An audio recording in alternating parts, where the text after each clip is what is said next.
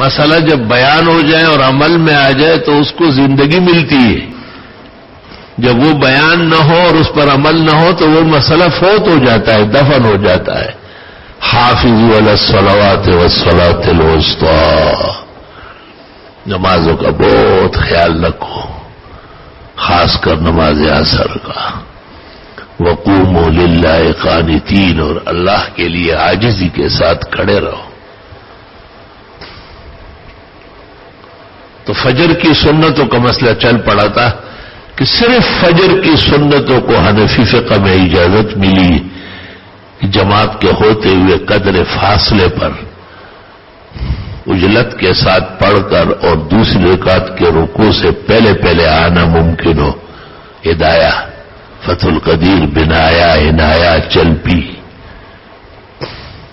سب متفق علیہ مفتابی کتب لبریز. اگر خدا نہ خواستہ دوسری رکعت کا رکوع بھی نکلتا ہے تو پھر سنتیں رہنے دیں، اور جب ایک دفعہ رہنے دیے تو اب امام اعظم کے نزدیک تو مطلق قضا نہیں ہے. وقال الحسن ان صلاہما فحسن، حسن ابن زیاد نے امام سے روایت کی ہے سورج نکلنے کے بعد پڑھ لے تو بہتر ہے.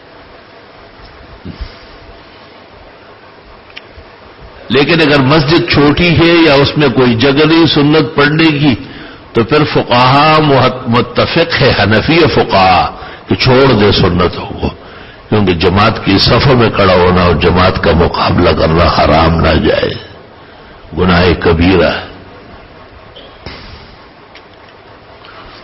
اس لیے علماء کہتے ہیں کہ اگر کسی نے نماز پڑھ لی تو فوراً نکل جائے، ایسا نہ ہو کہ جماعت کھڑی ہو جائے، یہ جا رہا ہو، یہ لا يتخلف عنها الا منافق.